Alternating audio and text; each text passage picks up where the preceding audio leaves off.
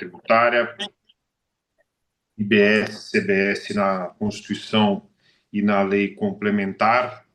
Como eu mencionei, essa é uma aula muito importante que tem repercussões práticas bem relevantes para os contribuintes de PIS/COFINS e também de ICMS, está muito relacionada às questões de transição do regime atual para o próximo. E hoje teremos aqui conosco a professora Maria Isabel Reis Ferreira, que já está aqui conosco, ela vai dar a primeira parte, e em seguida a professora Lúcia Guimarães. Eu pedi aqui um currículo resumido, né? E foi ótimo que a professora Maria Isabel, aqui primando pela praticidade, vocês não viram o slide dela, né? Que ela manda uma foto do site da KPMG. Eu falei, tá ótimo, direto ao ponto, né? Bom, mas eu já mencionei aqui, ela é da KPMG, ela é sócia líder de tributos indiretos aqui do escritório de São Paulo, possui larga experiência com temas de tributação indireta, compliance fiscal, planejamento tributário, é professora convidada aqui da PET, como eu mencionei no curso de reforma tributária, ela já está aqui pela segunda vez conosco, é também professora da Trevisan Escola de Negócios e participa de diversos cursos, seminários, podcasts e webcasts a respeito da reforma tributária. Ela é graduada em Direito pela PUCamp, pós-graduada em Direito Ambiental pela USP, possui especialização em Direito Tributário pela IBET, especialização em Tributação dos Negócios da Economia Digital pela FGV.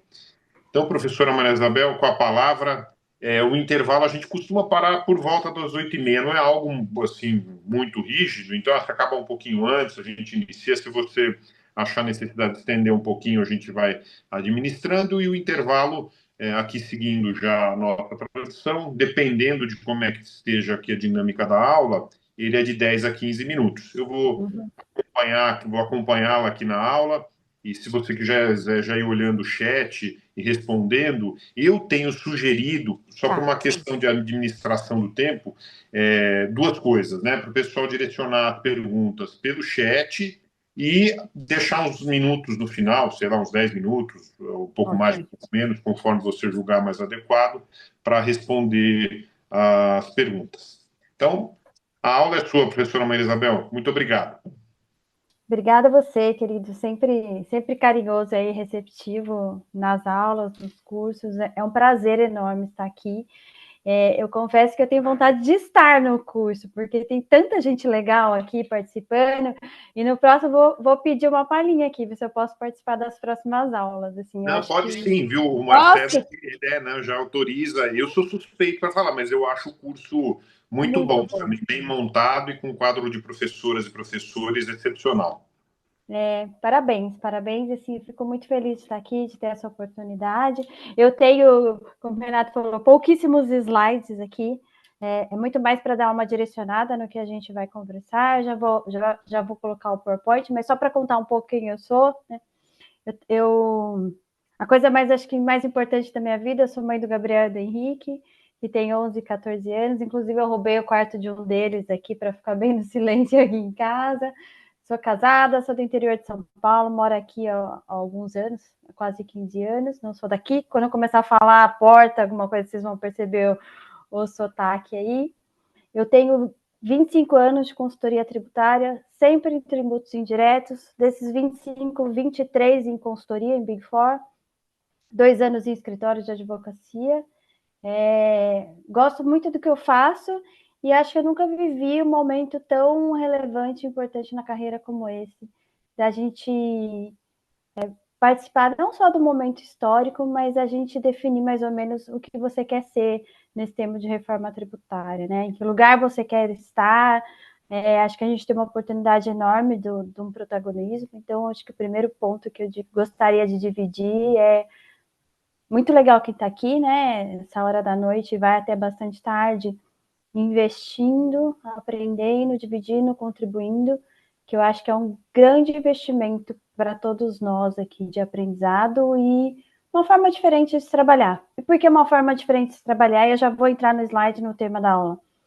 Acho que a gente tem que ver o tema de reforma tributária no Brasil, a reforma do consumo, não só sobre o aspecto da estrutura, do que se foi trazido na emenda constitucional, na lei complementar 214, mas o quanto isso impacta efetivamente nos negócios do Brasil.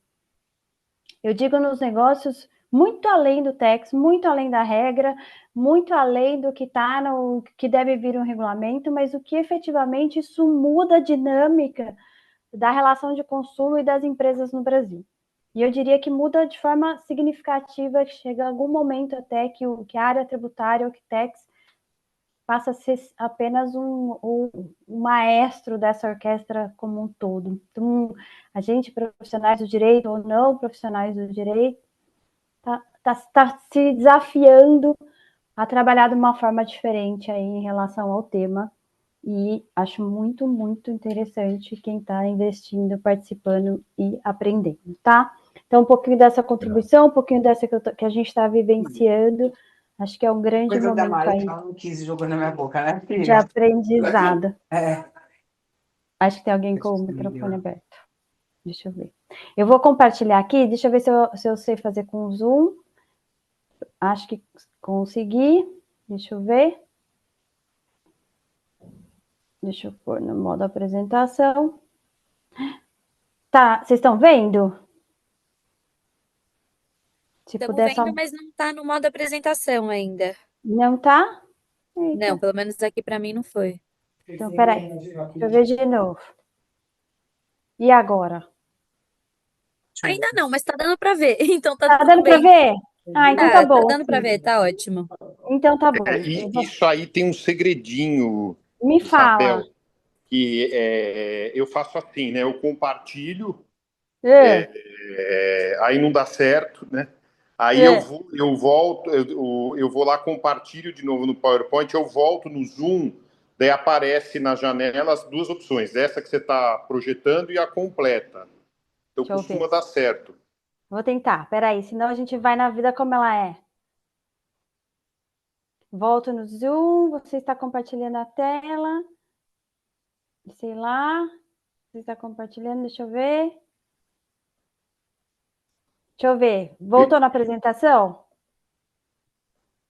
Não, ainda está na tela normal. A gente vê o seu PowerPoint, mas não o modo Uma apresentação. sugestão, professora, é já deixar ela no formato de apresentação na sua tela de trabalho. Ah, entendi, Depois que você aí pode dar certo. compartilha. Então, Isso. peraí. Aguenta aí, que uma hora vai dar certo. Senão a gente vai assim mesmo, isso é o de menos. Peraí. Isso é o de menos. Como diz, o que menos importa é o PowerPoint. Ele tá bonito, ele tá colorido, mas é o que menos importa. Deixa eu tentar de novo. Foi? Agora foi. Foi. Aí. Então tá bom. Ai, que delícia. Falar olhando pro PowerPoint e não ver ninguém. Então eu vou fazer rapidinho aqui no PowerPoint. Importante depois a gente abrir o bate-papo, tá? Aqui, só para vocês me conhecerem, eu adoro fazer amizades, LinkedIn, fora LinkedIn, WhatsApp, vida, etc. Eu acho que a vida é feita de relacionamentos e conhecer pessoas, então convido vocês aí para me adicionar. Vai ser um prazer ter todos vocês aí na nossa construção de temas de reforma tributária. Vamos para o slide. Então, o que a gente vai falar um pouco hoje de saldos credores de PIS e COFINS, o que estava no PL 68, o que está na Lei Complementar 214.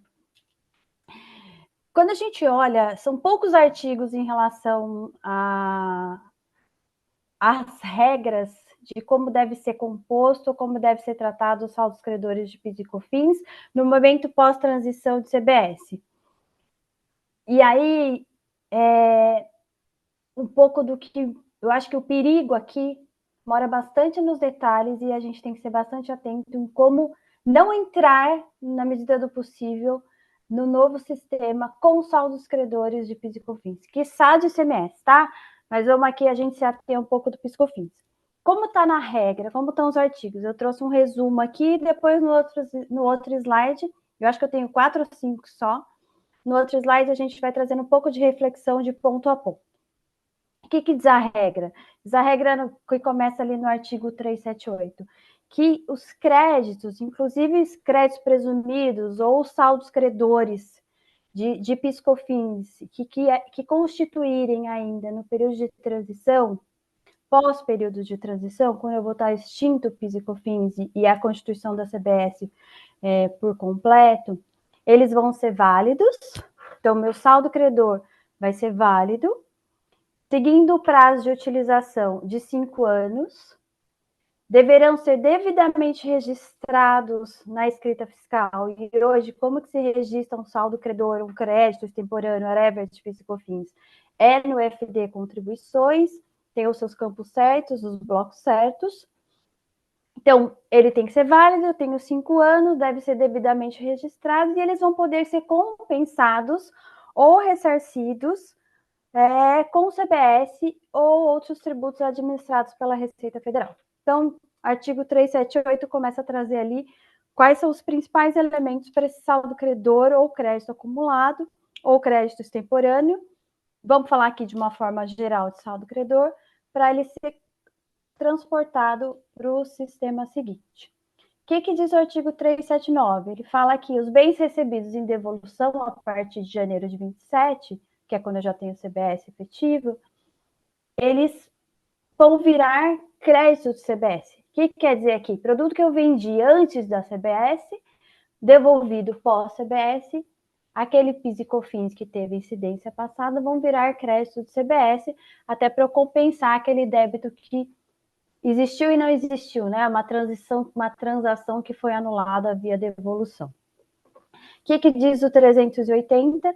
Que aqueles saldos credores de PIS e COFINS que eram constituídos, sejam eles em parcelas, sejam eles via despesas de depreciação do período ou amortização, eles continuam válidos e vigentes até que se extingue, ou até que se termine o prazo, ou até que termine a despesa de depreciação ou amortização, transformando isso em CBS. Na verdade, se chama um crédito presumido aí de CBS. Então, se eu estava tomando um crédito parcelado pela sua regra do PIS e COFINS, ele transiciona para o novo modelo, vira um crédito presumido e continua sendo amortizado, apropriado e abatido de situações subsequentes. Aí ele diz que se eventualmente aquele crédito ele está vinculado, por exemplo, a um ativo imobilizado, e se você alienar esse bem, que esse crédito vai ser interrompido. Então, ele tem uma vinculação ao bem ali em andamento, ao bem em produção, ele deve estar ainda dentro daquela pessoa jurídica para esse crédito ser válido. E aqui eu não estou fazendo nenhum juízo de valor ainda, tá? A gente vai fazer tudo isso no slide subsequente. Aqui eu estou só trazendo um pouco o que traz a regra. Também, no artigo 381, ele trata um pouco de estoque de abertura de bens materiais em que eles estão no estoque em janeiro de 27, mas o modelo de tributação anterior era ou um modelo de substituição tributária, ou um modelo de monofásico, ou um modelo de regime cumulativo. Então, todos esses itens que estão em estoque e estavam com esse tipo de tributação, vai ter direito a um crédito presumido de estoque de abertura, porque você vai ter um débito subsequente quando você vender, quando tiver a transação futura, de uma nova regra de tributação do CBS. Então, para eu ter um equilíbrio ali de não cumulatividade, os itens que estão em estoque ali vão ter uma tratativa. E aqui o 382, ele fala de uma regra de preferência de utilização dos créditos decorrentes aí, como se fosse uma ordem aí de preferência de consumo de crédito. Então, em relação a saldos credores de PIS e COFINS, são poucos artigos que a gente tem, que já tinha no PL 68, está no 214. Parece simples, né? Uma leitura até relativamente rápida, mas eu acho que tem vários pontos aqui de reflexão. Aí eu trago aqui no slide seguinte para a gente começar a pensar sobre eles. O primeiro item, ele fala que o prazo de utilização desses saldos tem que ser em 5 anos. A gente já tem essa discussão no PIS/COFINS. Uma vez constituído o crédito, seja ele fiscal e contábil ou fiscal e contábil, eu ter que consumir ele em 5 anos já é uma discussão bastante importante em relação ao PIS e COFINS, porque se eu não consumo aquele saldo em 5 anos, o entendimento da Receita Federal é claríssimo de que você não pode mais consumir, que é o que a gente chama, você tem que baixar esse ativo fiscal e contábil. E a mesma regra está sendo aplicada para a CBS.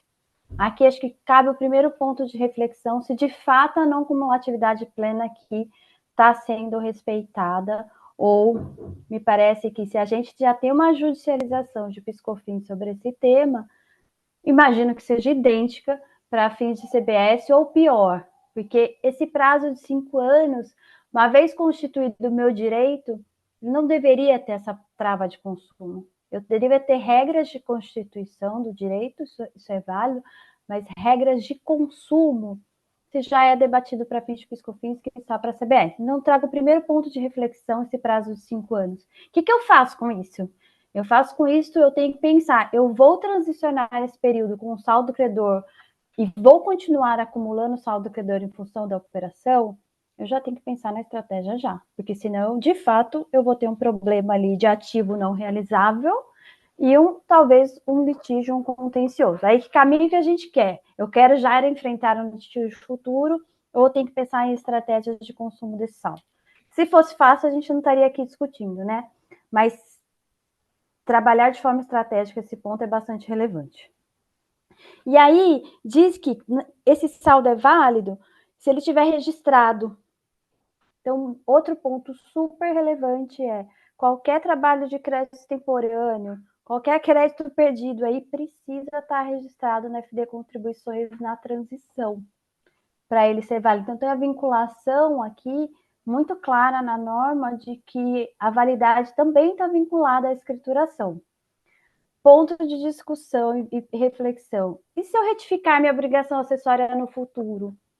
Porque a FD vai continuar existindo por um tempo, né? Inclusive 5 anos após o meu registro, ela tem que estar ali disponível para apresentação. Será que retificando no futuro eu também não posso constituir? Porque eu tenho prazo para retificação. Não está claro isso, né, na lei complementar, mas me parece que sim. Então, se eu tenho a possibilidade de retificar futuramente, por exemplo, identifico um crédito de PiscoFins em 27. Vou lá, retifico minha obrigação, minha FD Contribuições e registro isso na data do período da transição. Não está expresso isso na norma, mas também não diz que não. Então, aqui, o segundo ponto ele só é válido o crédito se ele efetivamente estiver escriturado na obrigação acessória.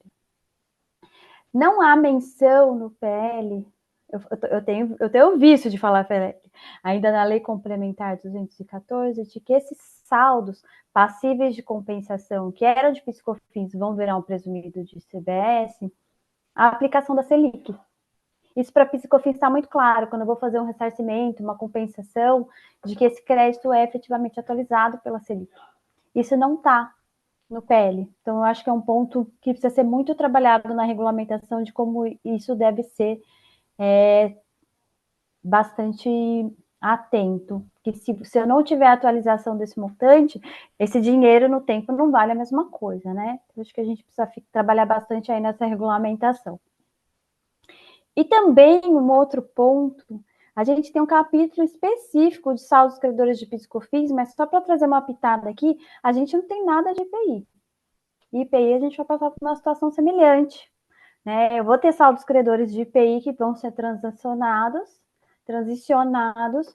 e que não tem nenhuma missão. Então, acho que o IPI, não sei se foi esquecido.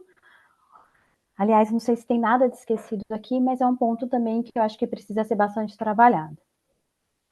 O ponto número 5, que eu vejo pouquíssima menção em relação a isso, e para mim é um dos principais pontos de reflexão e de cuidado em relação a saldos credores, é como é que não ficar os backlogs de ações judiciais administrativas de discussões de crédito.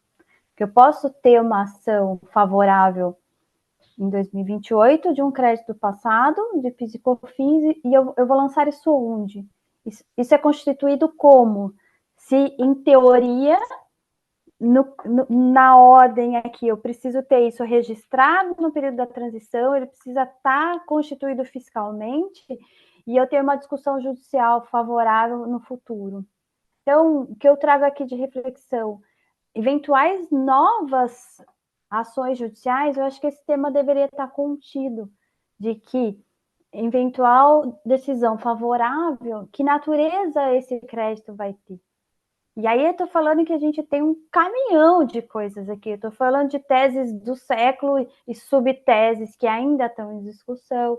Eu estou falando da discussão do que é essencial e relevante, que ainda está em discussão. Então, tem muita coisa desse backlog de ações judiciais que vão ser definidas lá na frente, e administrativas também, que isso está solto na norma. Então, ele precisa ser trabalhado o que ele vai ser. E a minha recomendação é, quem trabalha com contencioso, já colocar isso nas novas ações. De que uma vez sendo favorável, aonde ele vai se encaixar? Né? Como que ele vai ser efetivamente constituído, que quando da decisão favorável não existir mais PIS/COFINS. Então, isso está zero trabalhado, tá? E assim, eu tenho visto pouquíssima discussão em relação a isso. Outro ponto relevante, regras de ressarcimento e compensação.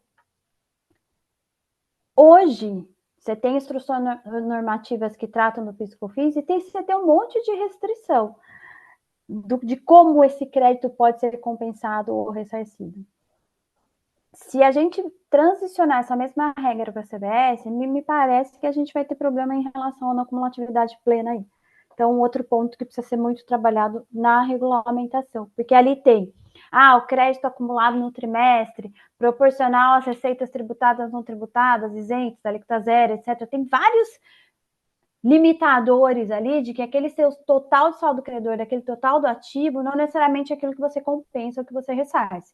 Se essa regra foi a mesma para a CBS, aqui também eu diria que a gente tem um outro ponto ali de cuidado, tá?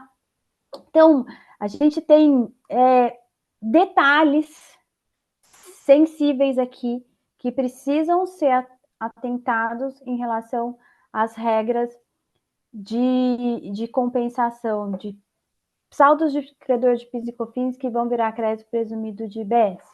O cálculo das proporções em empresas exportadoras também. Se ele vai usar a regra ali do trimestre, da receita oferida, você vai cair na mesma situação que a gente tem de discussão hoje do PIS e COFINS. Por exemplo, um crédito presumido, um saldo credor de PIS e COFINS que eu vou registrar num trimestre onde eu tenho muita receita de exportação, provavelmente eu vou ter uma base de compensação bastante grande. Se eu jogo isso num trimestre que eu tenho uma base de exportação menor, minha capacidade de compensação é menor, porque ele está proporcional à receita do período. Assim. Essas regrinhas de PIS e COFINS, questionadas ou não questionadas, se elas forem copiadas para fins de crédito presumido CBS, me parece que a gente vai ter um problema gigante da questão da não cumulatividade plena aqui, tá? E, de novo, parece que são 5, 6 artigos que a gente lê rápido e fala, isso aqui eu estou dominando, o saldo credor está tranquilo, e não é bem assim. Então, trago aqui as reflexões. Em relação ao artigo 380, que está muito relacionado ali a créditos que você vem tomando de formas parceladas pela regra, e tem um exemplo mais clássico, quando eu falo de ativo imobilizado, diz a regra que se eu alienar o bem, eu tenho que cessar o crédito que eu tô ali constituído, que é o crédito presumido CBS. Eu não sei se isso é efetivamente atendendo o princípio da não cumulatividade, porque o direito ao crédito ele foi constituído no momento que eu adquiri o bem, por exemplo. Eu só não estou tomando ele de uma vez porque a regra dizia que eu não posso tomar de uma vez. Eu tenho que parcelar, eu tenho que estar de acordo com a depreciação, eu tenho que ir de acordo com a amortização, mas o direito ele está constituído com a aquisição do bem. E aí eu cessar esse crédito presumido no momento da alienação, não sei se a gente não fere o princípio da não cumulatividade, porque ninguém mais vai tomar essa parcela, esse restante, esse remanescente. Isso já acontece com o PIS/COFINS hoje, tem esse ponto também ali de atenção em relação ao CBS. E aí trago de novo a questão de 5 anos. Eu acho essa questão de consumo em 5 anos muito sensível, porque eu tenho muitas atividades em que é constante essa questão de saldo credor e essa trava de 5 não deveria ser aplicada. Assim, acho um grande ponto de judicialização que já é de PIS/COFINS, vai continuar sendo do CBS, tá? Então, um outro ponto relevante é empresas com alto volume de investimento sem a possibilidade de compensação a longo prazo, sob o ponto de vista contábil e fiscal, aí efetivamente eu deveria fazer uma baixa desse ativo. Fazer uma baixa de ativo hoje dá até arrepio, né? Quem trabalha na área tributária, qual impacto fiscal e financeiro a gente tem em relação a isso. Partindo para o artigo 381, que é um pouco ali da regra dos itens que estão em estoque, e eu gostei de ter trazido isso na norma, né? A legislação do ICMS tem bastante coisa em relação a isso, né? A constituição de estoques em momentos de transições de regra, como é que eu faço essas adequações? Então, eu acho que foi bem feliz ter trazido isso na Lei Complementar 214, mas tem algumas regrinhas que a gente precisa se atentar. Não é o estoque total, tá? Só é aplicável aos bens novos, nacionais ou importados. Não se aplica se aquele item foi sujeito a alíquota zero, isento ou NT de PIS e COFINS. Então, tem alguns limitadores. E diz que não se aplica a bens definidos como consumo pessoal. Aqui está PL, mas da Lei Complementar 214. Então, ele diz o seguinte, olha o ponto aqui sensível. Esse bem que está no seu estoque foi tributado pelo PIS/COFINS lá atrás, mas ele é considerado para fins de consumo pessoal, para fins de CBS. Esse item você não toma crédito. Também não sei se está bem casado isso aqui. Na verdade, sim, você tomar crédito dos itens que estão em estoque, eles servem para você equilibrar um débito futuro. E eu vou ter um débito de CBS. Então, eu não vou tomar nem crédito de CBS, nem crédito de PIS/COFINS. Então, assim, está claro para mim aqui que esse item que está em estoque, eu vou ter um custo maior do que talvez deveria, tá? Porque a regrinha diz, se ele é para uso pessoal, para fim de CBS, você não toma o crédito do que você carregou de PIS e COFINS aqui. Então, são pequenos detalhes que estão nesses artigos que é importante a gente aqui discutir. E o ponto é que também essa constituição desse estoque com todas essas regras você vai tomar em 12 parcelas, tá? E em relação ao artigo 382, há uma preferência de consumo de créditos assim na regra, principalmente se consome o que é decorrente de exportação, e os outros vão ali a rebote na sequência do que é crédito decorrente de exportação. Então, assim, são poucos artigos que eu acho que, como o Renato muito bem comentou, eu vejo pouco olhar sobre eles, mas com efeito prático bastante significativo. Se eu não tomar cuidado e não trabalhar nessa regulamentação adequada, a gente vai ter, sim, uma baixa de ativo fiscal e contábil aqui bastante significativo, porque eu começo a colocar regras ali no que vai virar crédito presumido de CBS, naqueles saldos credores de PIS e COFINS, que não necessariamente eu vou ter uma acumulatividade plena. Segundo ponto, né, fazendo um recap aqui, não está bem tratado a questão dos backlogs de ações administrativas e judiciais. Eu diria, né, que nem está bem tratado, acho que eles não foram completamente não tratados na Lei Complementar 214. Isso é bastante significativo. Vejo pouquíssimo movimento em relação a esse tema, então eu acho que a gente poderia unir forças aqui, se juntar e tratar desse tema bastante sensível. Terceiro ponto, detalhes, né? O perigo mora um pouco nos detalhes. Esses créditos precisam ser constituídos fiscal e contabilmente, eles precisam ser registrados na FD Contribuições. Fico imaginando o pelinho ovo que a Receita Federal vai achar no critério de utilização da escrituração desses saldos para não dar esse direito. Então, tem que ter um compliance enorme em relação, e um cuidado enorme em relação à escrituração desses bens, desses itens na FD Contribuições.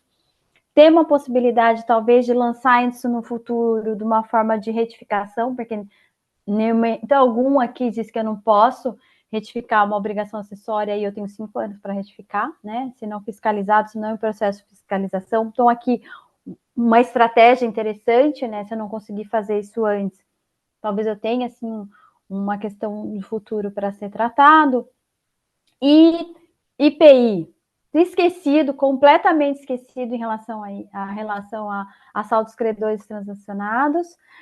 O último ponto de reflexão, me parece muito sensível essa questão dos imobilizados alienados ao longo do tempo e cessar o direito ao crédito.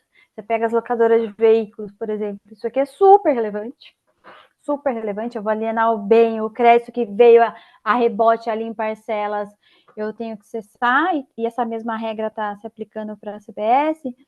Então, são pequenos detalhes em relação a saldos credores de PIS e COFINS que eu acho que vale a pena a gente aqui refletir e como a gente pode ser estratégico antes da transição e o que dá para fazer pós-transição. O que dá para fazer antes da transição?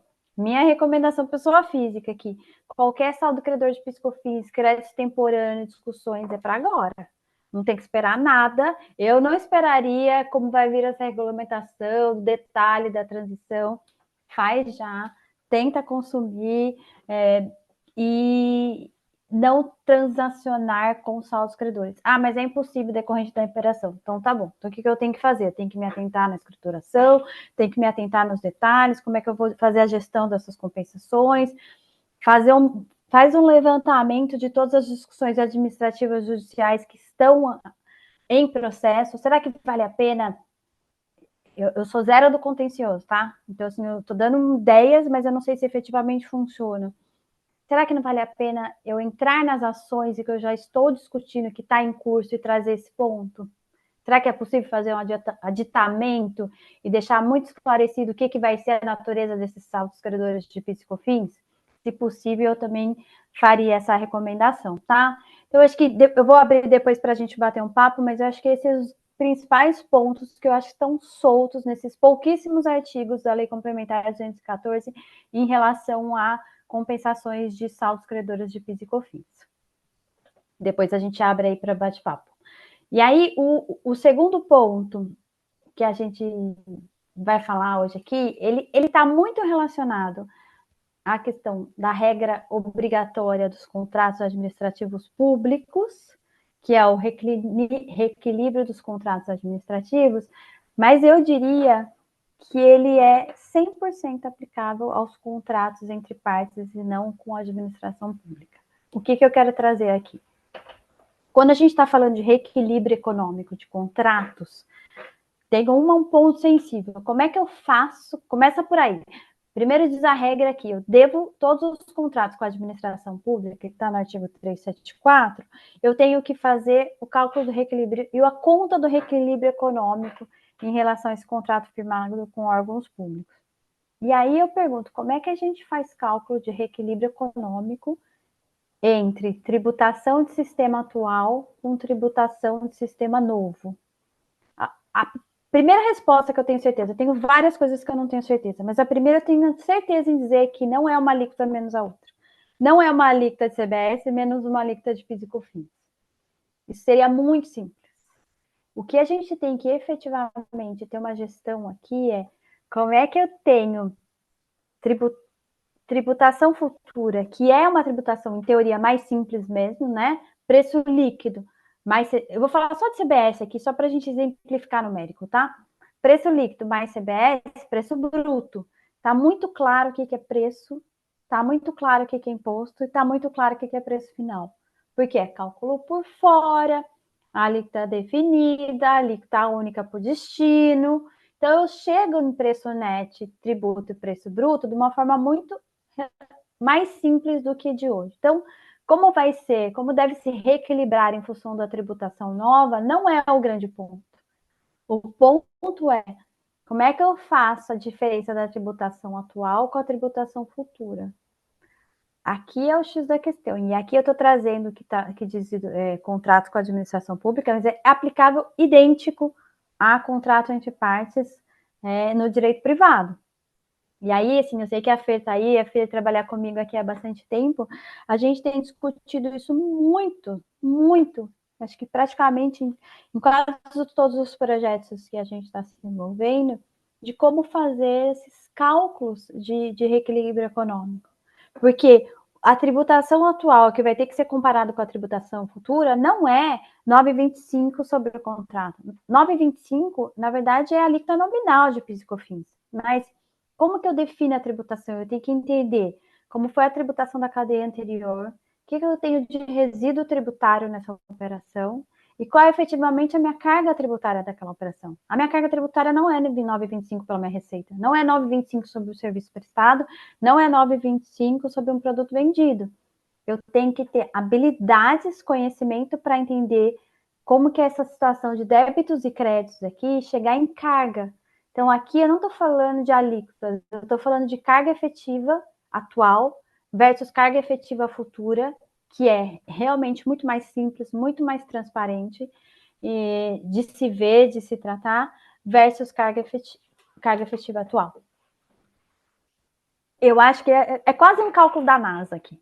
É quase uma fórmula da NASA para chegar nesses pontos. Mas quem efetivamente conseguir ter uma gestão efetiva nesse ponto, eu diria que tá valendo ouro, assim, a gente está tentando, né? Inclusive, assim, desafiando muito de como a gente monta uma ferramenta de cálculo, como é que a gente monta a metodologia, como é que a gente chega nesses parâmetros para definir carga atual com carga futura. De novo, eu não estou falando de alíquota.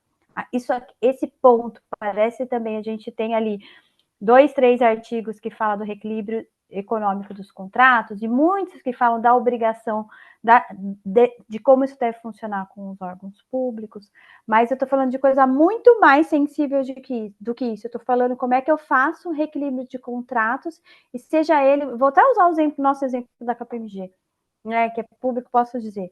A gente é uma empresa de prestação de serviço em que eu tenho lá a tributação de PIS, COFINS e ISS com alíquotas nominais sobre um serviço prestado. Se eu presto esse serviço e no meu contrato está um preço bruto, e muitos dos nossos clientes pedem preço bruto, então depois chegar nesse cálculo de reequilíbrio econômico é muito sensível. O que eu vou comparar o que com o que? Não é 9,25 versus uma alíquota de CBS. Isso eu posso dizer que não é. Então, qual a nossa recomendação aqui, né? Qual a minha recomendação da reflexão? Se onde a gente trabalha ou para o cliente que a gente presta serviço, ele não está acostumado a negociar preço líquido, eu diria para a gente fazer isso hoje, ontem. Os contratos precisam ser negociados em preço líquido. Se eu negocio o preço líquido, a diferença é tax. Se eu negocio o preço bruto, para eu chegar depois em carga efetiva, para comparar a carga efetiva futura, meu cliente vai me repassar a margem, meu cliente vai me repassar a tax, meu cliente vai me repassar o que ele quiser. Eu não tenho parâmetros para essa negociação, tá? Então, o que eu queria trazer aqui nesse slide único eu tenho uma regra de onde deve ser aplicado efetivamente o cálculo de reequilíbrio econômico para ter o equilíbrio da situação e da operação, que via de regra se aplica em contratos de longo prazo e se aplica em contratos com a administração pública, mas essa gestão, esse ponto é tão sensível que vale a gente ter esse olhar também para os contratos privados e já estabelecer desde já critério de negociações futuras, preço líquido. Como é que eu faço o cálculo de reequilíbrio econômico? Para fazer esse cálculo, eu preciso ter à mão a essência de como é a tributação da minha cadeia anterior para ter uma boa gestão em relação a isso. E aí ele altera contrato, ele altera cláusulas contratuais, ele altera parâmetros de cálculo de reequilíbrio, ele altera gestão de fluxo financeiro, ele altera KPIs e metodologias para os times de compra. E eu acho que isso aqui, para a gente trabalhar na área tributária, vai valer ouro, se a gente conseguir efetivamente ajudar as empresas, as companhias onde a gente está inserido, de como fazer essa dinâmica e essa negociação. Se eu tivesse a fórmula mágica, eu daria. Eu também não tenho. Mas o que a gente tem feito e tem pensado e discutido em relação a isso quanto mais eu conhecer da minha tributação, da minha cadeia, da minha carga, melhor eu vou ter uma gestão em relação a esse cálculo de reequilíbrio econômico. Não é simples, mas o que dá para fazer? Dá para fazer, eu preciso revistar todos os meus contratos, ver se os meus contratos têm cláusula de reequilíbrio. Se não tiver, tem que ter. Tem que começar a ditar os contratos já. Segundo ponto, negociações preço líquido. Se eu negocio o preço líquido, eu consigo ter bases de comparações futuras. Ah, já não negociei líquido, negociei bruto. Então, eu vou ter que dar uma sofrida aí para chegar nesse cálculo de reequilíbrio econômico, tá? E aí, antes aqui de voltar um pouco, se a gente quiser fazer um recap, eu abro para a gente fazer um bate-papo em relação aos pontos que foram trazidos aqui. Deixa eu tirar o compartilhamento para ver vocês. Muito bom. A gente agora abre aí para a gente bater papo. Então, voltando, tem todos aqueles pontos, eu posso voltar no slide, de detalhamento de saldos credores, compensações, o que a gente tem que olhar, como que tem que gerir, e reequilíbrio econômico, que está muito pautado nos artigos, em contratos com órgãos públicos, mas a discussão é idêntica em contratos privados, e eu acho que a gente tem que ter um olhar bastante significativo aqui, e diria que isso aqui vale ouro, gente, vale ouro em qualquer companhia, se a gente souber ter uma gestão adequada aqui. E aí, fico aqui à disposição para a gente conversar. Eu acho que isso vale mais do que o slide. Apesar do Renato gostar dos slides ali, mas eu acho que vale mais essa troca agora, né? Ah, não, sem dúvida. Você me ouve, professora? Estou ouvindo. Tá, que eu coloquei fone aqui. O pessoal já postou algumas perguntas, mas se você me permitir, bom, primeiro gostaria de cumprimentar a professora Lúcia também. Acho que eu acho que ela continua aqui conosco, ela vai dar a segunda parte. Eu já conto um caso bom também sobre a professora Lúcia, da primeira aula que ela deu aqui no curso de reforma tributária. Eu atendo diversos clientes, professora, que... Tô aqui sim, Renato. Desculpa, Tudo bem? demorei para tirar meu mudo, assisti a aula toda. Que bom. Foi ótima. Tô curiosa para saber qual é o caso, mas depois você conta. Tá bom, vamos lá. Eu tenho clientes que eles estão no regime cumulativo hoje de PIS/COFINS, e é muito recorrente a pergunta se eles serão elegíveis a esse estoque de abertura, né, vamos dizer assim. Então, eu acho que essa também pode ser uma dúvida do pessoal, né? Deixa eu trazer para a professora antes de a gente iniciar as perguntas do chat. Tá. Ele não tem restrição em relação a você estar no presumido, né? Assim, ele não fala claramente, mas qual é o ponto desses saldos de abertura? Ele tem o condão, seja ele os de ICMS, MST, PIS/COFINS, agora de CBS, de pegar aqueles itens em estoques que vão ter uma tributação nova, de você ter de alguma forma alguma compensação, para você ter a não cumulatividade efetiva. Então, eu acho que eles entram sim na regra de saldo de composição de estoque, mas tem as regrinhas ali, né? 12 parcelas. E no caso de prestador de serviço, que tem estoque de insumo do serviço, sei lá, um hospital, né, que tem diversos itens lá, materiais, medicamentos. Desde que não seja zero, NT, etc., pode sim entrar nesse estoque de abertura. O que é um ponto que você falou e eu lembrei, esqueci de dizer, hoje, você tem uma regrinha de PIS/COFINS, por exemplo, se eu compro um produto isento e dou uma saída tributada, eu posso tomar esse crédito do isento. Aqui não tá expresso, tá? Aqui ele traz que como isento NT, ele tá zero, tá fora. Então, se eu tiver um isento de PIS/COFINS e uma tributação de CBS, esse ponto não foi capturado no estoque de abertura. Ficou faltando. Não sei se está esquecido. Eu acho que não tem nada esquecido na lei complementar, tá? Mas o isento com saída tributada de CBS, isento de PIS/COFINS, saída tributada de CBS não está aqui, com a possibilidade de estoque de abertura. Tá ótimo. Bom, então vamos partir aqui para as perguntas. Agora vai aumentando, né? Tá. Vou pela ordem aqui. Como é que você quer que eu faça? Quer que eu vou ler como você preferir. Eu posso ler para você. Se você já estiver acessando, pode ler e comentando. Tá, eu vou ver aqui. Que saudade dele, hein? Que me fez uma pergunta aqui, o PC. A gente trabalhou junto a long time ago, assim. O Paulo Viana? Faz tempo, hein? Mas deixa eu ver, a falta de atualização do crédito não seria por conta de ser um crédito escritural? Então, esse é um bom ponto, né? Assim, quando a gente vai para o PiscoFins e a gente está transicionando a regra de compensação, o crédito de PiscoFins, que é decorrente de sair da alíquota zero, isenta, NT, exportação, ele tem a possibilidade de atualização pela Selic. Eu entro na regra do trimestre, o que está acumulado no trimestre, faço a compensação, o pedido de ressarcimento e as compensações, tem Selic. De CBS não tem. Não tem essa previsão. E aí, se eu estou falando que eu vou pegar esse saldo credor de PIS e COFINS, vai virar um crédito presumido de CBS, ele mudou de nome, mas a natureza nessa transição é a mesma, né? Como eu não tenho mais PIS e COFINS, ele vira um presumido de CBS. A minha interpretação é que eu deveria ter atualização sobre esse montante, sim. O montante CBS futuro é a nova regra, mas aqui eu só estou transicionando de um para o outro. A natureza, a origem dele é crédito PiscoFins. Eu acho que não ter atualização é um ponto aí de reflexão, tá, PC? Essa é a minha visão. Haveria algum limite de compensação de crédito PiscoFins com os débitos de BS-CBS? Então, aqui na lei complementar, está muito claro para mim que vai ter uma regulamentação em relação a isso. E se a regulamentação for igual do PIS e COFINS, como está na instrução normativa, vai ter limite. Porque eu já tenho, né? É o que está ali dentro do trimestre, proporcional às receitas tributadas, com as regrinhas de período e tudo mais. Se essa regra for idêntica aplicada para a CBS, eu acho que tem limitação. E aí, por isso que a gente precisa fazer um trabalho grande na regulamentação, tá?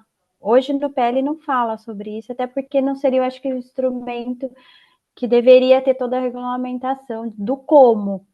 Mas, se for copiada, eu acho que a gente vai limitar, sim, tá? Um ponto de discussão aqui, para mim. Ação judicial, não seria o mesmo processo? Habilitação e compensação com o CBS, outro tributo federal? Eu acho que deveria ser, só que isso precisa estar expresso. Né? Se essa é a regra de que numa ação judicial ou numa ação administrativa, aquele crédito de PiscoFins, e aí você pode até me ajudar, que ela deve saber muito mais que eu. Se eu estou discutindo uma ação judicial, né, minha natureza ali é PIS e COFINS, e eu tenho um êxito desse crédito lá em 2028, por exemplo, a origem continua sendo PIS e COFINS, do que eu estou discutindo. Mas ele vira o quê? Eu vou habilitar aquilo lá na frente, onde, em teoria, aqueles tributos não estão mais no ordenamento, ele já foi transicionado para o CBS, ele vira o quê? E aí eu vou ter uma regra ali de fazer a mesma coisa, vou ter que fazer uma habilitação, uma compensação com outros tributos? Ótimo se for isso, mas isso precisa estar expresso, para a gente ter efetivamente a segurança, né? Se é isso, minha recomendação é a gente trabalhar que isso fique efetivamente expresso. Eu acho que o ideal, Maria Isabel, aí é ter isso expresso sempre, né? Quem trabalha com contencioso, tudo que a gente pode ter uma decisão judicial dito é melhor. É melhor. Mas o que me parece aqui bom, talvez eu não sei se é o que eu entendo ou se é o que eu desejo, que eles vão estar amplamente abrangidos aí pela compensação federal ampla.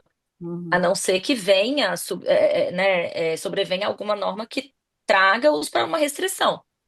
Mas, em princípio, hoje, um crédito decorrente de decisão judicial dos tributos regulares, né, eles são sujeitos aí à compensação ampla. Então, quero eu crer que a gente não vai ter embaraço na Receita nesse sentido. E aí, como você falou, um procedimento de habilitação, que até mudou esse ano, Isso.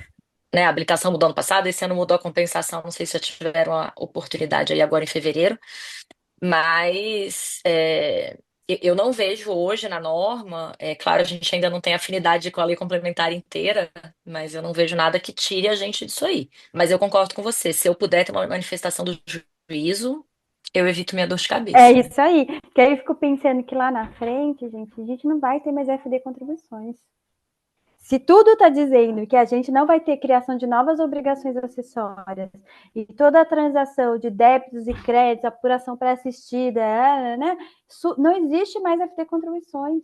Como é que eu vou fazer isso? Como é que eu vou habilitar? Vou fazer um pedido de habilitação, vou fazer a compensação, esse controle como?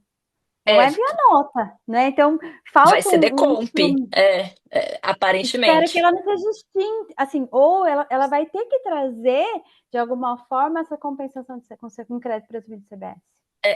Eu acho que até essa alteração recente da decomp para crédito judicial, ela veio um pouco antecipando o problema que a gente pode ter no futuro, porque hoje, não sei se vocês já fizeram, mas em vez de lançar um crédito ali, um valor total, você tem que lançar DARF a DARF, competência a competência, do crédito judicial que você recuperou. Então, eu acho que isso já é um Um refinamento aí do indício, que a né? gente vai ter, mas do ponto de vista de fiscalização, não de resolver o lado da vida do contribuinte, né? Até um ponto, mudando de assunto, Renato, não mata a gente não, mas eu acho que a ideia é compartilhar mesmo. Um evento recente que eu participei com a Receita Federal,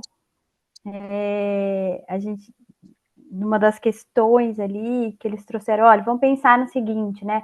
Se eu tiver uma situação de um contribuinte inadimplente e que o crédito subsequente está vinculado ao pagamento, e se ele pagar esse CBS, por exemplo, no futuro, vai virar um crédito para mim no futuro? Ficou meio solto. O segundo ponto, se esse contribuinte inadimplente, a Receita Federal foi lá daqui 3 anos e cobrar, e ele pagar daqui 3 anos num processo administrativo, eu que sou adquirente daquela mercadoria vou ter direito a esse crédito? Aí ele até falou, provavelmente sim, por isso que inclusive nos autos de infração vão ter que estar descrito nota a nota para depois vincular esse crédito. Tá vendo que tem um monte de coisas assim Provavelmente ainda? sim é duro, né? Só não sei o Provavelmente. como, né?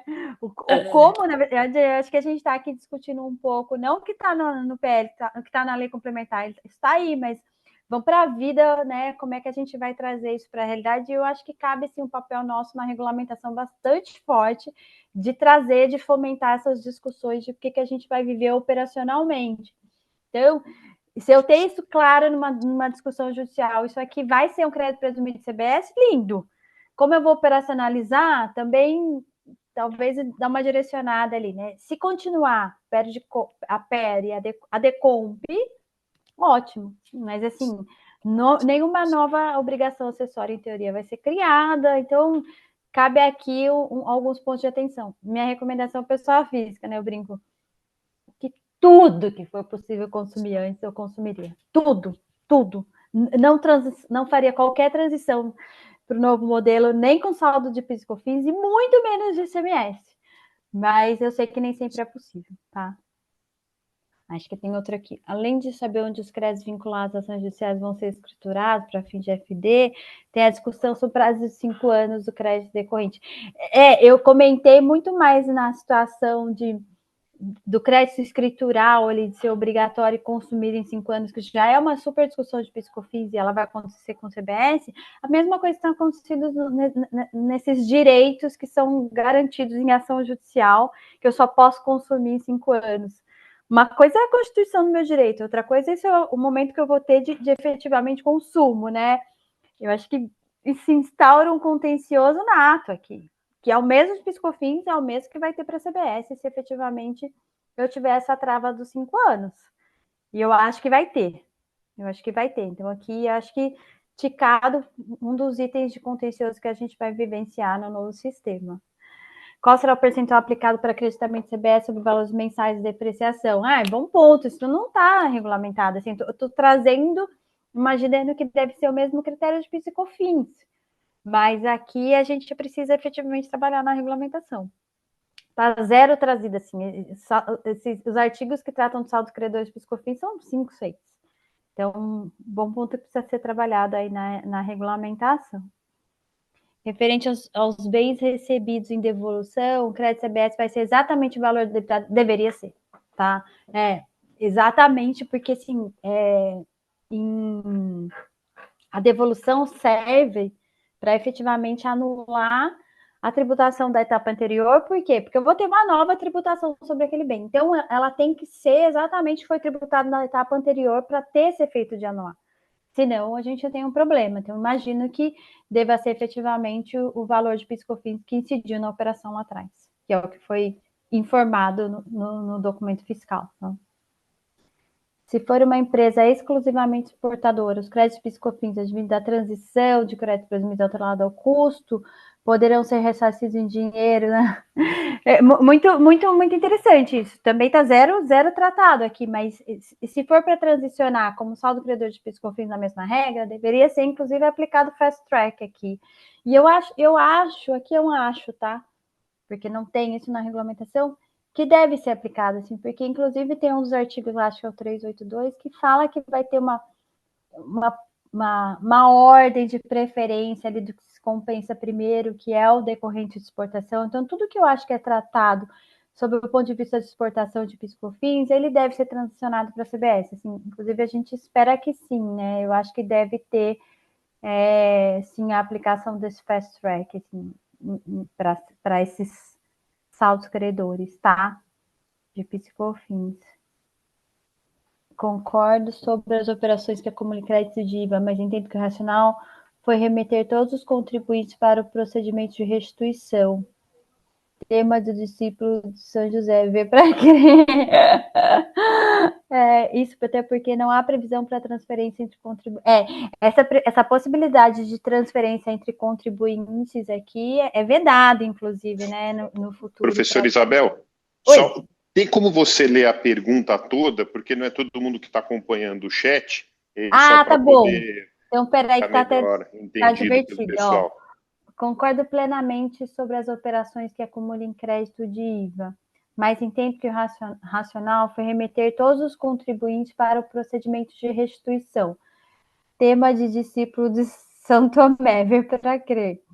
Isso até porque não há previsão para a transferência entre contribuintes, apenas entre matriz e filial, operacionalização ou apuração centralizada. Dividiria aqui em dois pontos, vou começar do de baixo. Essa questão de matriz e filial, que a gente vive hoje muito para fins de ICMS, para fins de IPI, eu acho que ela toma uma proporção menor no futuro, né? No modelo de CBS, IBS, assim, aqui se assemelhando, inclusive, a outros países, a gente está vendo muito mais a pessoa jurídica como um todo do que essa individualização entre matriz e filial, porque pouco importa essas transações. Inclusive, está tratado, né, no PL de que as operações de transferência que a gente tanto discute hoje, com a DC 49 e reflexo, isso não vai ter um efeito, porque a operação de transferência efetiva não vai ter tributação. Então, acho que ele, de alguma forma, ele eliminou essa situação de matriz e filial para fins de futuro.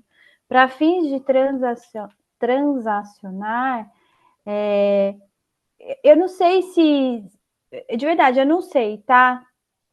Se a ideia de limitar, do caminho que está levando esses artigos, é para levar todo mundo para restituição em espécie, aí, como foi assim, trazido para reflexão, ver para crer, né? Eu acho que sim, a gente vai passar por uma situação muito sensível de devoluções, mais até de ICMS do que PIS/COFINS,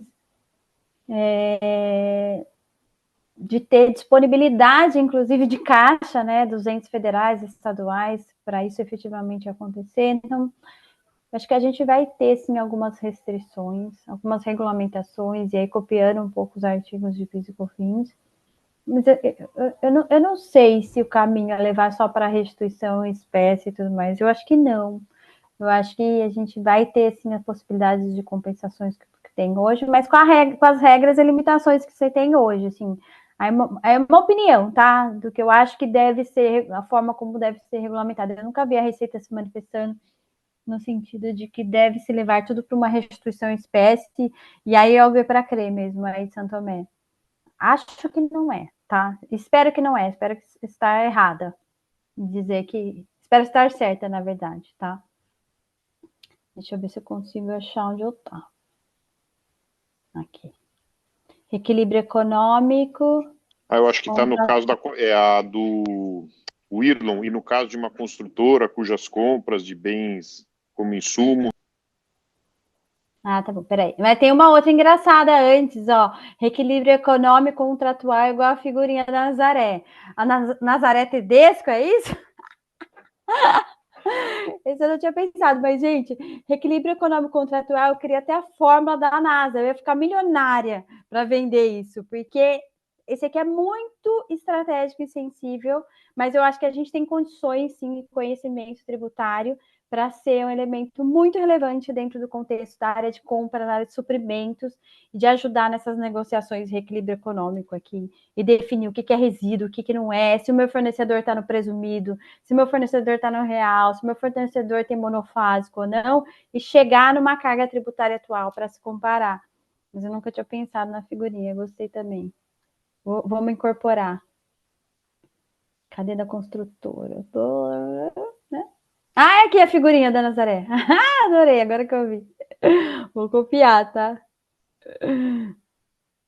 Em caso de uma construtora cujas compras de bens como insumo na prestação de serviço subcontratados antes de 27, mas com faturamento já em 27, você viria a possibilidade de requerer crédito de estoque. Então, o que diz o crédito de estoque ali, ele vai compensar a incidência do PIS e COFINS na etapa anterior. Então, mesmo na regra, a construtora, tanto, por exemplo, no cumulativo, tanto no presumido, etc., ela vai ter uma tributação futura pela CBS e pelo regime específico e geral, a depender do tipo de receita ali, o que está como regra geral de crédito de CBS, eu entendo que sim. Eu entendo que você vai poder tomar no crédito de estado de estoque, sim. Desde que não seja alíquota zero, isento, NT e as regrinhas do estoque de abertura, eu entendo que sim, tá? É que muitos dos itens já não são tributados nessa operação anterior, mas em sendo serviço contratado, dentro do contexto, né, assim, no contrato ali onde eu tenho serviço imaterial, a minha percepção é que sim, tá? Poderia. Vai ser difícil segregar, concordo, mas assim, esses cálculos de crédito de estoque, empresas que já têm modelo de ST, por exemplo, já fazem isso há muito tempo, né? Então tem benchmark aí para a gente utilizar como base para fazer esses cálculos. Não são simples, mas são possíveis, tá? Talvez a figurinha da Nazaré aqui se aplique de novo, mas são possíveis. Especialmente quando tem várias obras, mas assim, por isso que a gente está aqui, né? Para achar a solução desses problemas. Talvez por média, talvez por proporcionalização de receita, que se não tiver expresso na regra como deve ser feito, eu acho que cabe sim alguma criatividade em relação a como se fazer. Na hipótese de já ter apurado o crédito quando do serviço, o estoque é só quando tem produtos e não gera crédito na apuração não cumulativa, entendi. Nessa hipótese de já ter apurado crédito quando do serviço, já tomei crédito do serviço, por exemplo, contratado. O estoque é só quando tem produtos que não geram crédito na apuração. Isso, né? Assim, se eu não tomei naquele momento, pode ser tentando dividir aqui. Se eu tomei já o crédito de PIS/COFINS na situação anterior, o que ele vira? Ele vira um saldo de PIS/COFINS que vai virar um crédito presumido de CBS. Se eu não tomei naquelas situações que não me permitiam naquele momento, aquilo que está em estoque de produto, eu passo a tomar como crédito presumido de CBS na regrinha do estoque. É isso mesmo, isso mesmo.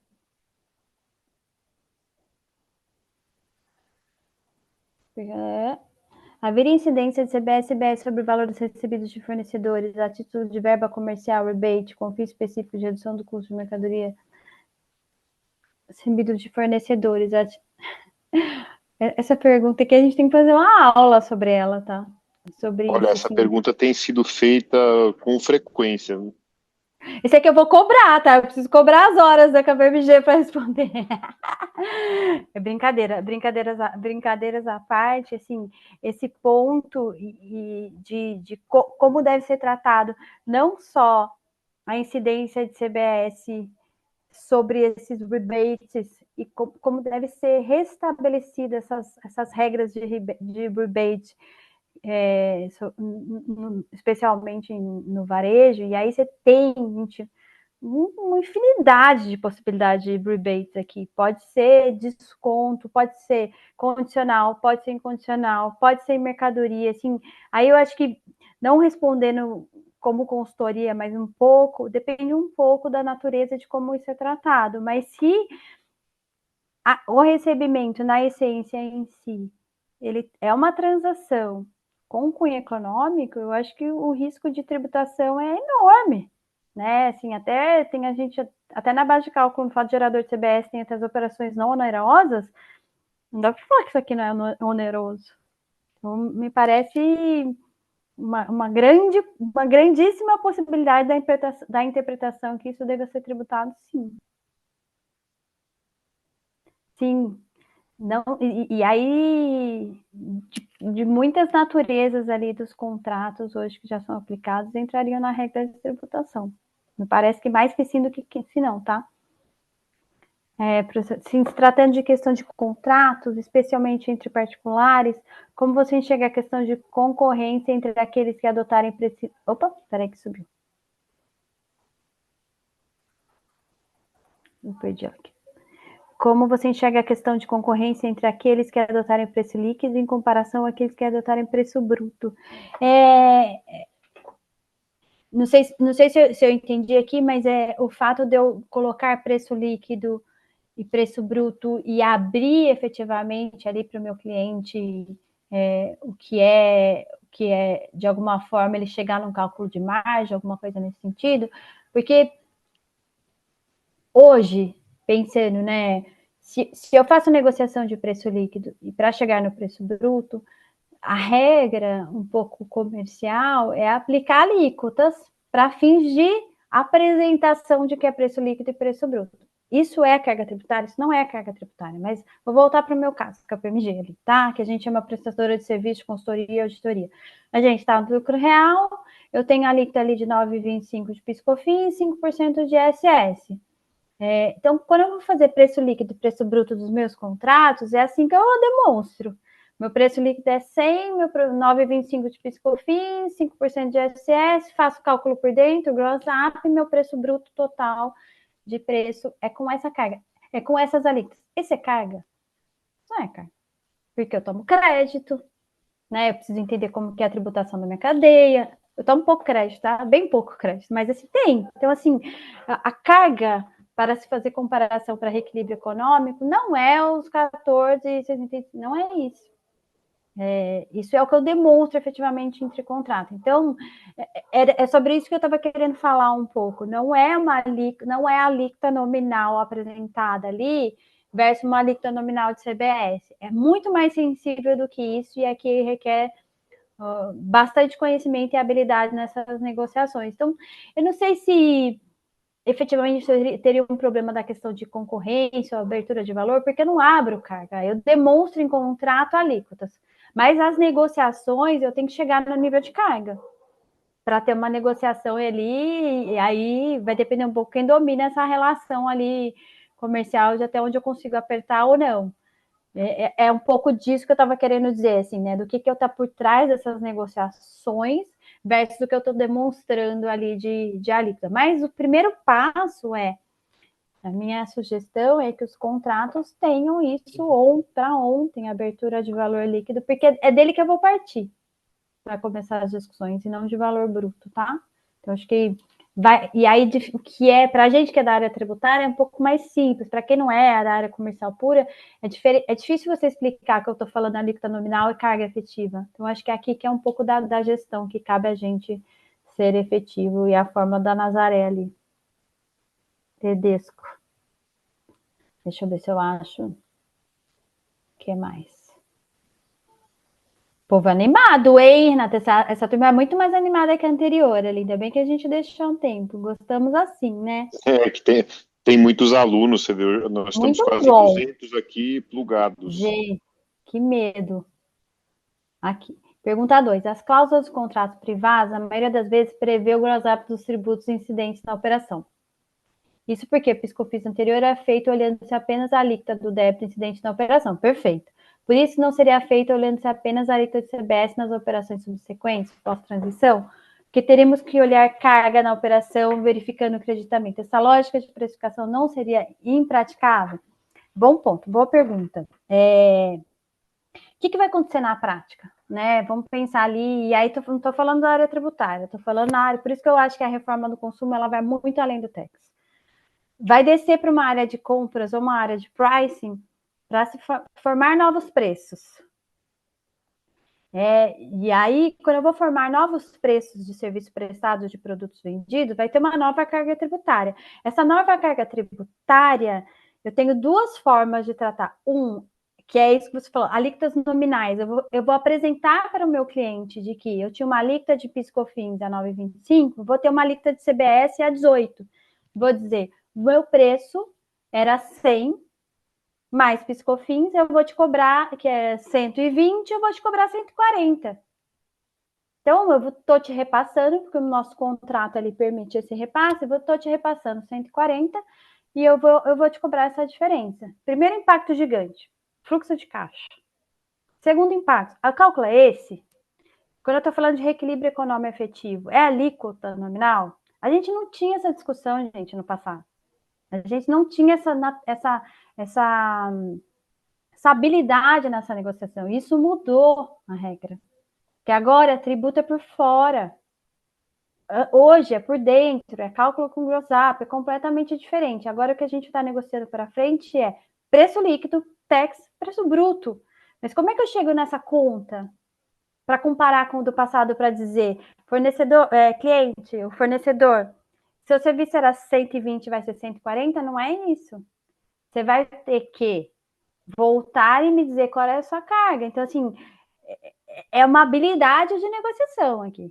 Que parte do tax, parte da regra para chegar numa habilidade de negociação. Pode ser que eu não consiga, mas assim, se eu conseguir, eu posso dizer que a gente vai ter uma boa gestão aí de fluxo de caixa futuro e uma boa gestão de cadeia de fornecimento. Vou te dar um outro exemplo aqui nesse contexto. Tem muitos serviços e produtos aqui em que eu vou ter uma alíquota nominal muito maior e que eu estou super espremido com preço. Então, eu não vou conseguir repassar em preço. Se eu tiver, por exemplo, com um produto em que tem uma concorrência grande e o meu cliente tiver opções, se eu repassar tudo no preço, talvez eu perca mercado. Então, o que eu vou fazer? Vou fazer uma gestão efetiva nessas renegociações, inclusive com o meu fornecedor.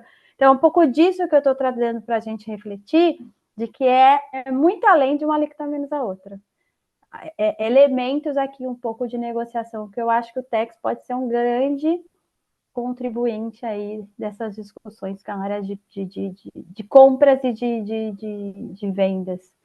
Se eu tiver uma elasticidade de repassar 100% de a carga do meu preço, meu repasse acabou. Mas onde tem essa realidade no Brasil? São poucas situações, né? Então, aqui eu não tendo uma possibilidade de repasse total, eu tenho que ter estratégias para ajudar o meu negócio ali sobreviver no processo de reforma, tá? Então, é um pouco dessa que está intrínseco a essa discussão aqui.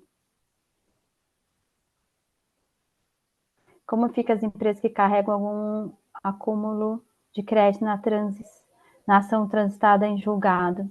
Eu acho que aqui é um pouco do que a gente se espera, o que está garantido no meu direito, né, na ação, mas e como que eu vou instrumentalizar isso e operacionalizar? Se eu vou cair numa regra de fazer uma habilitação, compensar contra os tributos federais, se isso acontecer de forma fluida, maravilhoso, mas a gente pode ter percalços em relação a isso, né? A gente precisa se precaver, que seja isso trazido expressamente na ação, de que direito isso é constituído no futuro, no momento que não tiver mais PIS/COFINS. Eu acho que quanto mais claro a gente tiver, melhor. Hoje, na Lei Complementar 214, tem nada mencionado em relação a isso.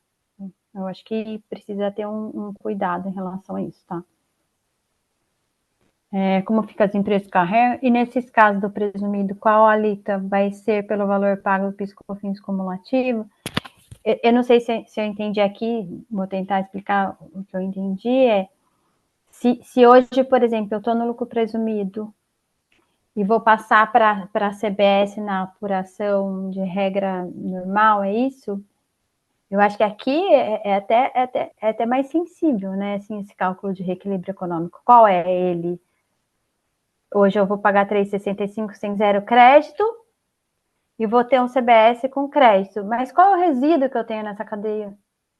Qual é a minha carga efetiva de 3,65, de alíquota 3,65? Não é 3,65.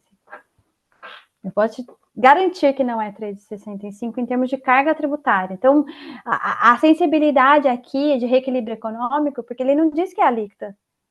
Eu posso trabalhar com carga, eu posso trabalhar com carga efetiva, tá? Aqui. Então, tem que fazer um pouco de conta aqui mesmo para a gente chegar a qual é a carga efetiva no momento desse reequilíbrio.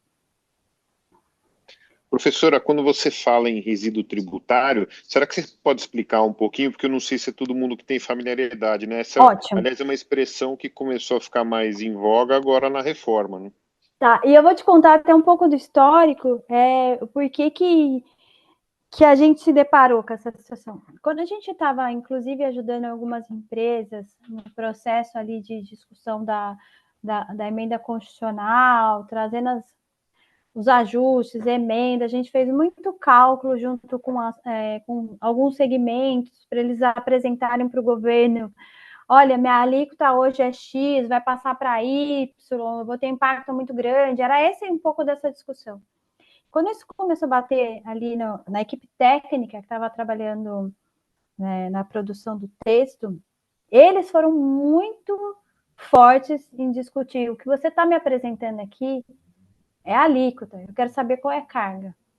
O que ele queria entender ali? Você está me dizendo que você vai sair de uma alíquota X e vai para uma alíquota Y, só que você vai passar a tomar crédito de coisas que você não toma. Então, é esse cálculo que você precisa me trazer. O governo batendo com as associações ali. Me traz um cálculo do que você hoje toma crédito, do que você não toma crédito e como que é o efeito no seu fornecedor.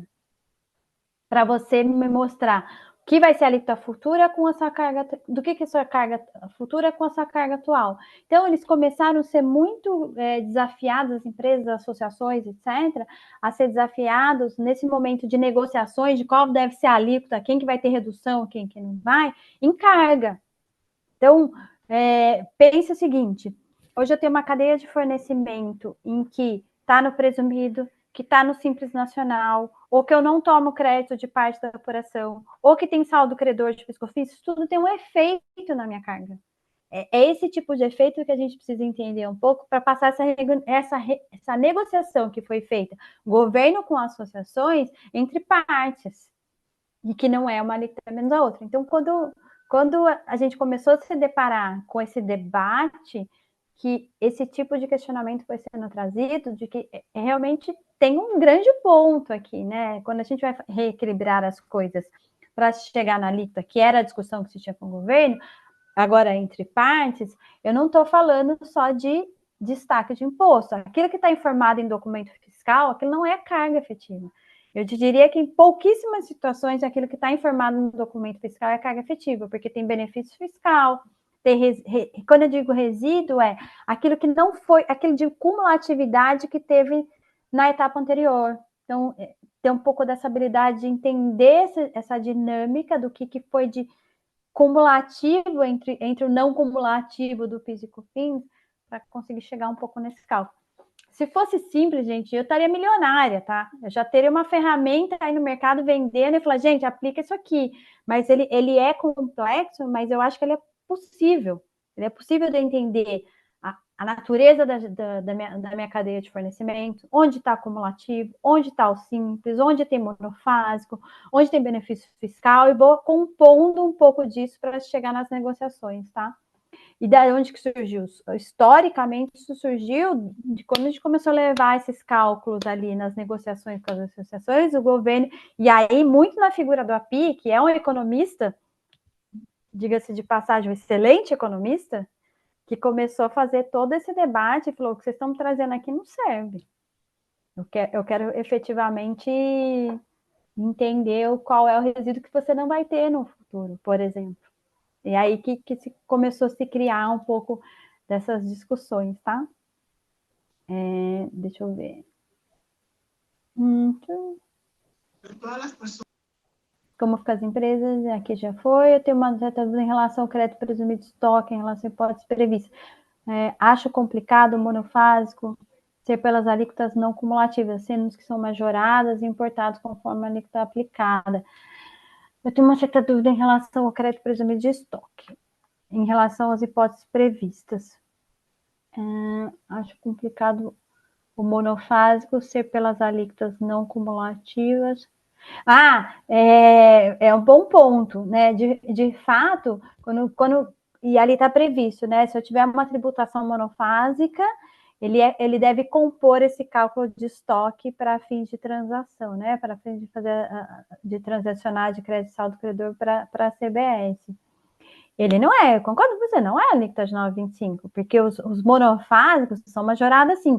Talvez na etapa 1, na etapa anterior é zero, né? Porque eu adquiri, por exemplo, talvez já no momento zero. Mas a alíquota que deve ser aplicada ali tem que ser a alíquota efetivamente da operação, que é muitas vezes muito mais de 9,25, eu concordo com você. Se é para você ter o efeito de tirar da situação para a atividade pela alíquota,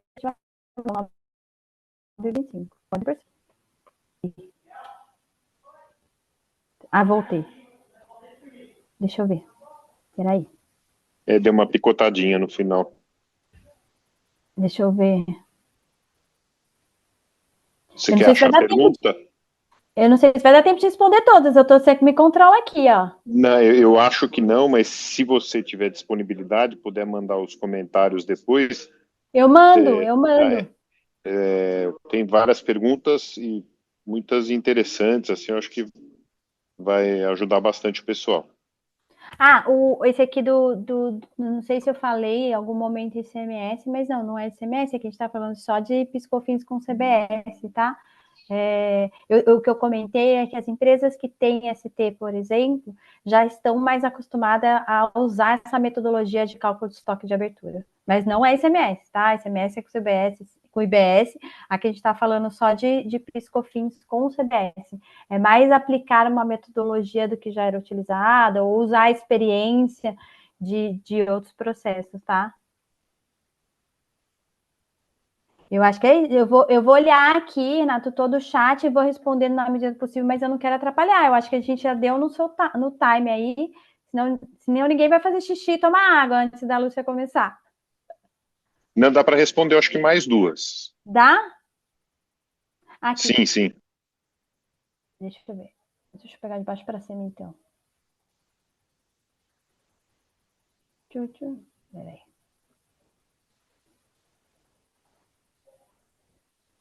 A melhor habilidade de negociação aqui é buscar os fornecedores, negociar a carga. Só me repassa comprovando a carga e para os clientes. É mais ou menos isso mesmo, tá? Assim, é um pouco disso. Assim, é claro que quem domina, às vezes, a relação depende, às vezes, é o fornecedor, às vezes é o cliente. E aí depende do business, depende do negócio. Mas é exatamente isso. É ter habilidade de negociação e levar esses elementos técnicos de conhecer como é que é a cadeia de tributação da classificação do fornecedor ali, para ajudar no processo de negociação. Esse é o ponto. Tem uma aqui que eu pulei. Como será estruturada a DRE considerando novos tributos? Gente, tem o último comentário aqui, só pelo ponto. Se tem uma coisa que vai ser muito legal a discussão na reforma, são os efeitos contábeis. A gente também tem visto pouquíssima discussão. Inclusive, a gente vai ter um evento com o Ibracon, dia 15, e assim, o foco vai ser muito mais o efeito contábil. Tem tanto impacto contábil, inclusive demonstração de DRE. Se você quer que eu leia a pergunta aqui? Vou ler. Como será estruturada a DRE considerando os novos tributos CBS e IBS? Os novos tributos serão exigidos nas demonstrações? Eu acho que a gente deveria fazer uma aula só de contábil. Aí, se você quiser, eu trago um monte de amigo contador aqui. Tem tantos pontos contábeis que vão dar impacto que a gente precisa conhecer. Vou tentar falar em 1 minuto. Provavelmente sim, tá? Provavelmente sim, vai ter que ser uma DRE. E aí é um conceito diferente do que a gente utiliza hoje. Hoje, se convencionou de apresentar a receita bruta com os tributos por dentro, porque houve uma convenção. E eu aprendi que, gente, contabilidade é convenção. Contabilidade é igual ao direito. Não é binária. Não é débito e crédito. Ele tem, sim, interpretações, ele tem construções, tem jurisprudência de contabilidade. Então, vai se convencionando coisas que vai se aplicando na demonstração e na contabilidade, tá? Então, se convencionou no Brasil dessa forma. Mas quando você faz um benchmark com outros países, não é assim. Até porque lá o tributo é preço líquido, tributo, preço bruto, claramente. Aqui a gente é um mix de tudo, né? Uma bagunça em relação a isso. Mas deve ter sim uma regra nova de demonstração e resultado de receita bruta, receita líquida. Como eu vou fazer interpretações de balanço, indicadores vão mudar. E tem um último elemento, um elemento contábil super sensível aqui, que é, e depois eu tento responder no chat, se o meu crédito de CBS e BS, meu crédito do IVA está vinculado ao pagamento do fornecedor, como é que eu vou fazer lançamento a estoque de mercadoria? O que é produto, o que é crédito em estoque? Porque se o meu direito, aquele ativo, só pode ser constituído, e aí esquece o split, tá? Funcionando o split, isso vai facilitar a vida. Ainda não introduzido o split em full, se eu tenho que fazer uma gestão, se o meu fornecedor pagou, ele só vai virar um crédito fiscal e contábil no momento que eu tiver essa certeza. Então, provavelmente, eu vou ter que ter uma conta transitória de lançamento de IVA na contabilidade para depois ele se concretizar. Pensa o que vai ser isso sob o ponto de vista contábil. Então, tem, assim, eu acho que a gente deveria fazer um plus, Renato, assim, ó, um bônus, se você quiser, eu me comprometo a trazer meus amigos contadores aqui, do quanto a gente tem que fomentar as discussões contábeis, o quanto isso vai impactar a demonstração de resultado, indicadores e tudo mais, sem 100% das respostas, mas um momento de reflexão. Né? Tem muita coisa contábil. Legal, o Marcelo Magalhães, inclusive, ele prometeu 3 aulas extras, a gente ainda está definindo o conteúdo. Eu mandei uma proposta há alguns dias que eu fechei com a Suzy e com a Carla, mas esse é um ótimo ponto também. Ou, eventualmente, até para um curso mais curto, né, especificamente de eu acho que reforma tributária versus contabilidade.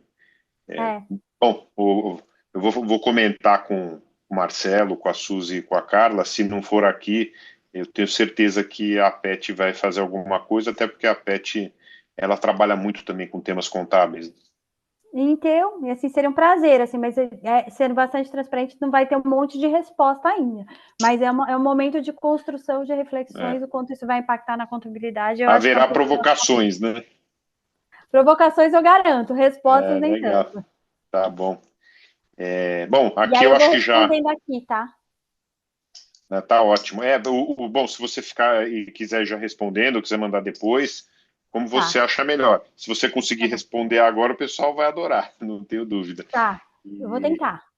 Mas eu acho que a gente pode já ir caminhando para o intervalo, professor, e queria novamente te agradecer pela participação, pela objetividade, clareza, didática, aí a disposição, né, em pergunta por pergunta. Isso enriquece muito o nosso curso. Então, fica aí o nosso muito obrigado, um convite para você ficar conosco até o final da aula. A professora Lúcia é excelente, ela dá uma excelente aula, e daqui a pouquinho estaremos com ela. Você não assistiu a aula dela? Eu não assisti! Você fez dobradinha com ela no último? Não me lembro agora. Não tive esse prazer, mas eu já estou aqui. Tá bom. Bom, então já antes do currículo, o currículo eu falo na volta do intervalo, mas o caso foi o seguinte: eu não conhecia a professora Lúcia, eu conheço o professor Tássio de longa data, e não só no ambiente acadêmico, mas também quando eu era sócio do Clube Pinheiros, e eu encontrava no parquinho, né, que os nossos filhos eram pequenos, daí ficamos nós dois lá no parquinho, né, olhando a criançada, e conversávamos bastante. Mas na segunda edição, se eu não me engano, já tem 2 anos, hein, professora? Parece que foi ontem. Nós tínhamos uma aula, e eu sinto muita falta dessa aula, mas como aqui é um colegiado que decide o conteúdo, que era sobre os impactos da reforma no âmbito dos entes. Né? Então, fundos públicos, ali as compensações, é um tema super espinhoso, estão debatendo super pouco, e nós tínhamos um professor programado e de última hora desmarcou. Eu liguei para a Suzy, a Carla não estava conosco ainda, desesperado. Era bem na época do congresso do IBET, no final do ano. Ela falou, não, eu conseguia, que ela pegou a Lúcia, acho que no corredor. Foi. Foi no mesmo dia da aula, Lúcia? Foi de um dia para o outro? Não, foi uns dias antes, mas tipo 4, Não, 5, assim. foi muito pouco. E Foi é menos, um né? Talvez, conteúdo muito pesado e ela topou. E eu não a conhecia até então, é que sendo sócia do Tássio, já é uma excelente referência. E ela deu uma super aula, foi muito boa a aula, então desde então ela está Obrigada. conosco aí praticamente em todas as edições. Ela precisou de fazer um intervalinho aí, né, porque teve bebê, e mesmo Foi. Eu assim, tava grávida nessa primeira aula. você estava grávida, mas teve uma Tava que você grávida. deu já assim, pertinho, né, do parto, foi uma que você não pôde, porque não sei se adiantou alguma A coisa. segunda eu desmarquei porque eu achei que não ia dar tempo e, de fato, se não me engano, foi na véspera da minha bebê nascer. Então eu sugeri uma outra professora e ainda bem, porque eu não ia ter conseguido mesmo. Olha só. É o típico exemplo do que a gente tem mais coragem do que juízo, não é? Então, eu aceitei, foi chegando perto, eu falei, Suzy, eu acho que não vou Boa. chegar até lá, acho que não vai dar certo. Foi isso mesmo, foi o Então, a congresso de primeira, Beth, a Renato, eu nem primeira vez ela lembrava. já foi muito assim, ela foi bem corajosa, né, enfrentar, e na segunda nem se fale, né, que daí eu já estava prestes ali a ter bebê e mesmo assim Foi. o povo não aceitou realmente por um motivo muito especial e nobre. Bom, mas eu vou aqui encerrar essa primeira parte para o intervalo. Podemos voltar às 15 para as 9, porque tem muito conteúdo ainda e de muita utilidade prática, né? Então é bem Vocês que interessante. mandam. Então tá, então voltamos daqui menos de 10 minutinhos, né? Só realmente fazer um pequeno intervalo e já voltamos com a professora Lúcia.